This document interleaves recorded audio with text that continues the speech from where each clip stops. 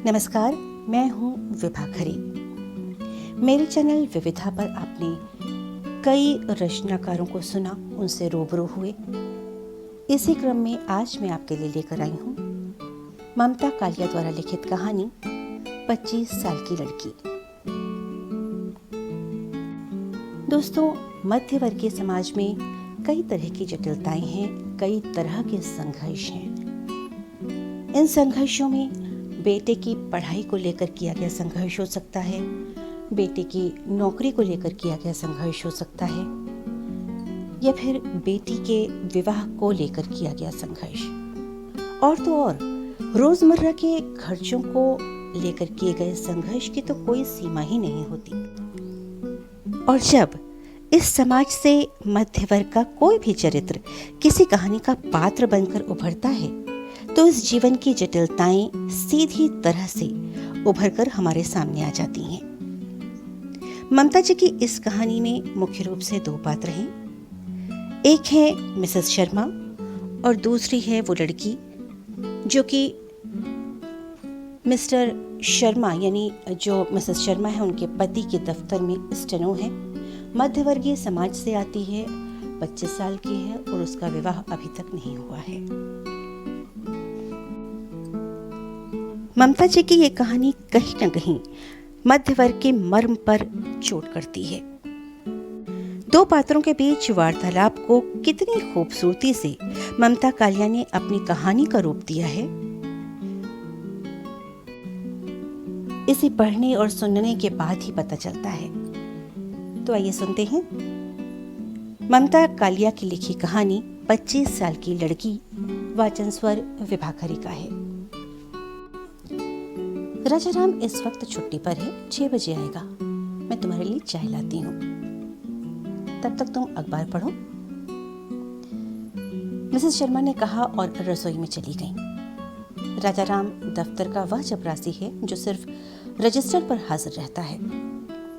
उसे इस बात की कोई शर्म नहीं है। साहब को भी शर्म नहीं है। राजाराम को तो घमंड है, साहब को भी घमंड है। मैं तो आज पहली बार सोफे वाले कमरे तक आई हूँ। राजाराम की पैठ तो रसोई तक है। अक्सर तो मैं बरामदे से ही वापस चली गई हूँ। माथा धोते हुए भी मुझे तुम संबोधन अखर गया। मिसेस शर्मा के वाक्य में आत्मीयता से अधिक आदेश था। दरअसल मुझे पता ही नहीं चलता कि कब मिसेस शर्मा आत्मीय हो जाती हैं और कब अफसराना। मैं हर बार चपेट में आ जाती हूँ। इस वक्त दिन के 4:30 बजे थे।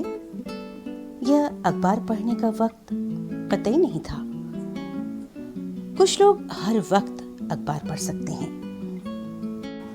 मैं अखबार को उतनी ही फुर्ती से निपटाती हूँ जितनी फुर्ती से नहाती हूँ। उसके पहले का समय घनघोर आलस का होता है। दरअसल सुबह मेरी नींद न अखबार वाले से खुलती है और न दूध वाले से। दोनों अपना अपना माल पड़ोसियों की ईमानदारी के भरोसे बरामदे में ही छोड़ जाते हैं। वर्षों से मुझे जगाने का काम देवकी नंदन पांडे और शिव सागर मिश्र कर रहे थे। नहीं, मैं समाचार नहीं सुनती। उनकी गुरु गंभीर आवाज कान में पड़ते ही अफरा तफरी का एक पूरा खाका मेरे सामने खिंच जाता। उठो, नहाओ, खाओ और जाओ। बस छूटी, देर हुई। देर से दुर्घटना भली। 5 मिनट बीतने पर भी मिसेस शर्मा प्रकट नहीं हुई। मैंने कल्पना की कि मिसेस शर्मा ने पहले स्टोव जलाने की कोशिश की होगी। असफल होने पर वे छोटी गैस से भिड़ रही होंगी। शायद यह अंदाज गलत हो। शायद वे अतिरिक्त संवेदनशीलता से चाय बना रही थी। अभी कुछ देर पहले ही मैंने पास रखे बेगम अख्तर के एलपी को हसरत से देखा था तो उन्होंने कहा था, हमारा स्टीरियो तो बड़ा सेंसिटिव है, झट सुई निकल जाती है। मैं खुद का भी हाथ नहीं लगाती। मैं वहीं जाम हो गई थी। टेलीफोन इस्तेमाल करने की कोशिश का भी यही हश्र हुआ था।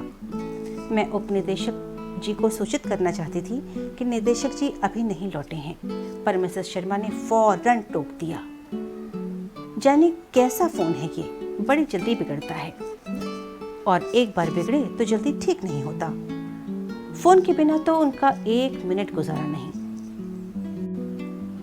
अब बैठे बैठे मुझे दहशत सी हो रही थी। इतनी सेंसिटिव चीज़ों के बीच मुझे कैसा बर्ताव करना चाहिए समझ में नहीं आ रहा था। यहाँ तक कि टॉयलेट में जाकर मैंने कमोड इस्तेमाल करने के बाद फ्लश की जंजीर को हाथ भी नहीं लगाया, कहीं यह भी सेंसिटिव हो और मिसेस शर्मा दौड़ी चली आए। तय दरअसल ये करना था कि फ्लश ज़्यादा सेंसिटिव है या मिसेस शर्मा की नाक। न जाने क्यों मेरे दिमाग में संवेदनशीलता की तस्वीर केवल दुबलेपन की थी।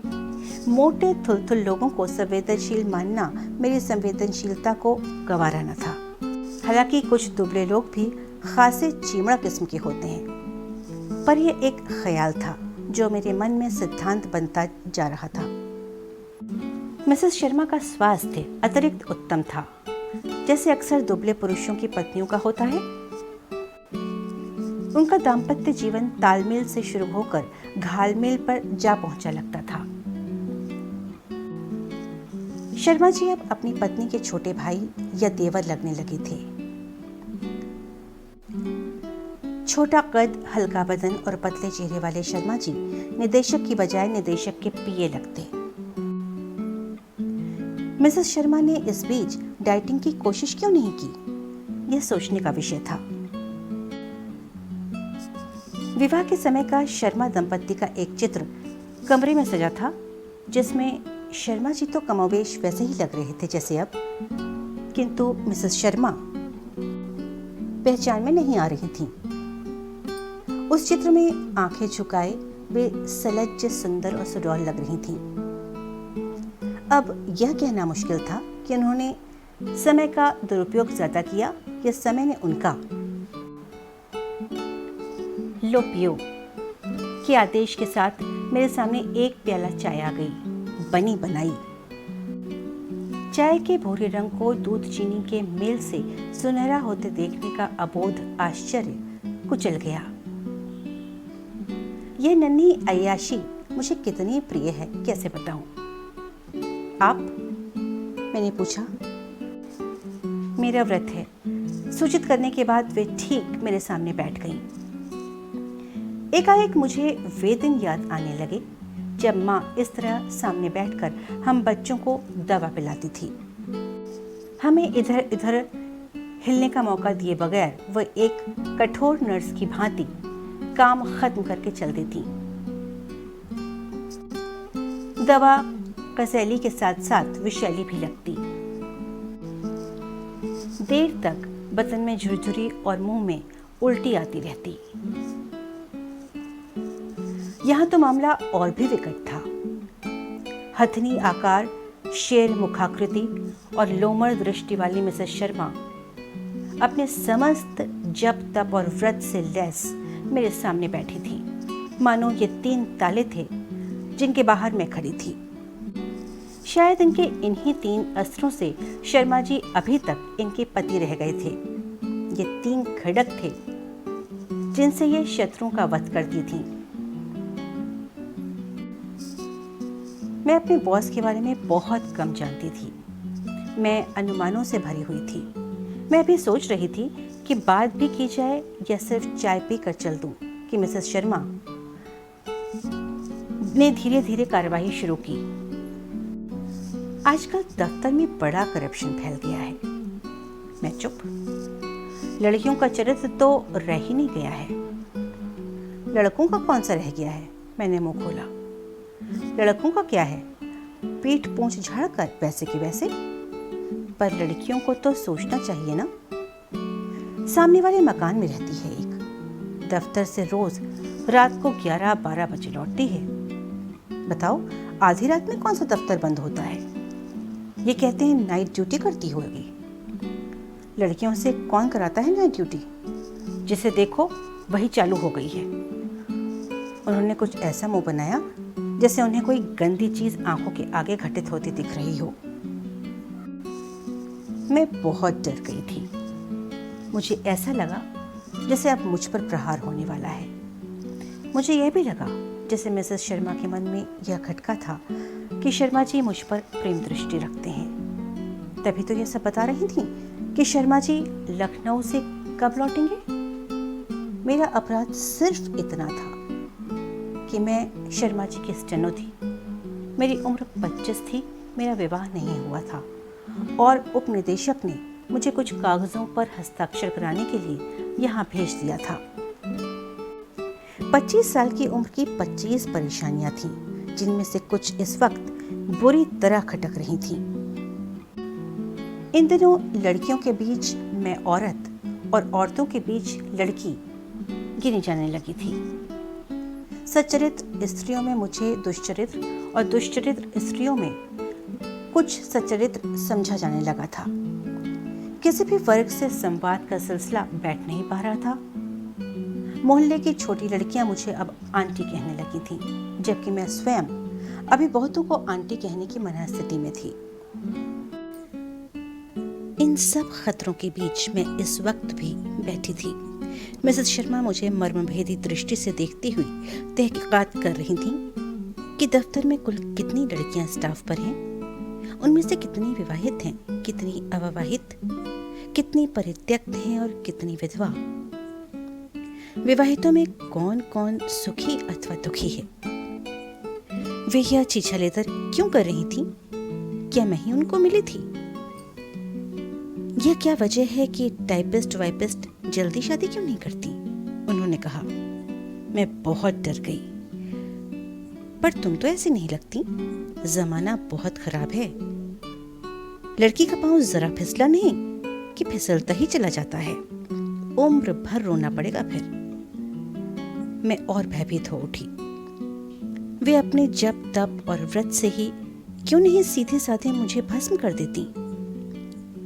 क्यों ऐसी की तैसी कर रही हैं? अगर मैं पापी हूं तो उनके ताप से निश्चित जल जाऊंगी। मैंने भस्म हो जाने के लिए खुद को तैयार किया। ठीक है, लग जाने तो यहीं ड्राइंग रूम में इस महंगे कालीन पर मेरी राख का ढेर। पड़ा रहने दो मेरे वेतन का अगला पे बिल। आज एक सती अपने सतीत्व से मुझे नष्ट कर डालेगी। मुझे सिर्फ इतना अफसोस रहेगा कि कभी दिल खोलकर गुनाह भी नहीं किया। मौके तो कई आए, पर हर मौके को शादी के लालच ने पीछे ढकेल दिया। जैसे दफ्तर का ही वह नया पैक्स, जो अक्सर मुझे शाम को अपने स्कूटर पर लिफ्ट दिया करता था। अपने मोटे पेट और पके बालों के बावजूद वह अविवाहित था और रोमांस के हौसले उसने हारे नहीं थे। सिलसिला वहां जाकर एकदम टूट गया जब वह मेरे एफडी की जानकारी चाहने लगा, जबकि मैं उसकी वीडी की जानकारी चाहती थी। उसने तत्काल स्कूटर सेवा सस्पेंड कर दी और मैं बस के क्यू में शामिल होने लगी। मैं अपने अफसर शर्मा जी को उनके जूतों की चमचमाहट से पहचानती थी या उनकी पॉलिस्टर कमीज के महंगेपन से। फिर शर्मा जी ठहरे पेट के पुराने रोगी। मिसेस शर्मा को खुद सोचना चाहिए कि एक अफसर जिसे दफ्तर में कम से कम 4 बार पखाने जाने की जरूरत पड़ती हो, कैसे रोमांस विकसित कर सकता है। निजी तौर पर शर्मा जी से किसी को कोई शिकायत नहीं थी। देर से दफ्तर आते और जल्दी घर चले जाते। मातहतों को और क्या चाहिए। केबिन और पखाने के बाहर के दफ्तर से उनका बहुत सीमित सरोकार था। उन्हें फाइलों पर हस्ताक्षर करना आता था और तारीख डालना। उन जैसे रोगी और जोगी के बारे में मिसेस शर्मा का इतना व्यग्र होना प्रेमातिरेक के सिवा कुछ भी नहीं था। मिसेस शर्मा कान खुजाने लगी। उनकी कमर में लटका चाबियों का गुच्छा झंझना उठा। मेरा मन हुआ कहूं, एक ताला शर्मा जी की पैंट की पेटी में अटकाकर उसकी भी चाबी अपने गुच्छे में लटका लीजिए और चैन की नींद सोया कीजिए मिसेस शर्मा। व्रत के सहारे कब तक पति को साधे रहेंगी। पर मैं घुन्नी पनी बैठी रही। बॉस की बीवी को नाराज करने की हिम्मत और हिमाकत मुझ में कहां। मिसेस शर्मा टकटकी लगाए मेरे चेहरे की ओर देख रही थी, मानो मेरा चेहरा एक किताब हो जिसमें उन्हें अपने पति का हिसाब किताब मिलने की आशंका हो। मेरी मुश्किल यह है कि कोई मेरे चेहरे को लगातार देखे तो मेरे होंठ खुद ब खुद कांपने लगते हैं। शुक्र है मिसेस शर्मा बोली तो। अगर वे कुछ पल और मुझे घूरती तो मैं कहीं की भी न रहती। तुम शादी कब कर रही हो? उन्होंने नरमी से पूछा। मुझे हंसी आने को हुई, एक समझदार हंसी जो मुझे दुनियादारी में लौटा लाई। मूर्ख मिसेस शर्मा, क्या वे नहीं जानती कि हमारे यहाँ लड़कियां शादी करती नहीं, उनकी शादी हो जाती है। फिलहाल मेरी शादी के लिए दूर दूर तक कोई सूरमा नजर नहीं आ रहा था। मेरे माँ बाप बूढ़े हो चुके थे, उनका संपर्क सिर्फ बूढ़ों से था। मेरे भाई विवाहित थे, उनका संपर्क सिर्फ विवाहितों से था। मेरी बहनें बाल बच्चे वाली थीं, उनका संपर्क सिर्फ बाल बच्चे वालियों से ही था। सब के सब व्यस्त थे और मिसेस शर्मा त्रस्त थीं। मिसेस शर्मा बड़ी आकुलता से मेरी तरफ देख रही थीं। कोई मिलता ही नहीं इस लायक, मैंने संकोच से कहा। तुम्हें पसंद ही नहीं आता होगा, आजकल की हर लड़की आला अफसर चाहती है, खुद कुछ भी हो, लेकिन लड़का आईएएस चाहिए, पीसीएस चाहिए। ज्यादा मीन में निकालना अच्छा नहीं होता, जो सामने आए उसी से कर डालनी चाहिए। कुछ अपनी किस्मत भी होती है। क्या कहते हैं, शादी तो बस अंधेरे में छलांग होती है। छलांग लगाने की भी एक उम्र होती है, नहीं तो सीधे हाथ गोड़ टूट जाते हैं। मैं कहने वाली थी पर रुक गई। शादी के खिलाफ बोलना नादानी हो ना हो, बेईमानी जरूर मानी जाएगी। शादी मेरी होनी थी, तनाव मिसेस शर्मा झेल रही थी। मैंने बड़ी दिलेरी से कहा, आप बिल्कुल ठीक कह रही हैं, माँ भी यही कहती है। उन्होंने एक लड़का देखा है वहीं बिहार में, आजकल लेन देन को लेकर बातचीत चल रही है। उम्मीद है इस बार मामला पट जाएगा। सर अगर छुट्टी दे दे तो एक बार मैं घर हूँ। मिसेस शर्मा के चेहरे पर खुशी और हंसी एक साथ चमक गई। ये तो बड़ी अच्छी बात है, तुम बिल्कुल फिक्र मत करो, तुम्हें छुट्टी मैं दिलाऊंगी। तुम तैयारी तो करो।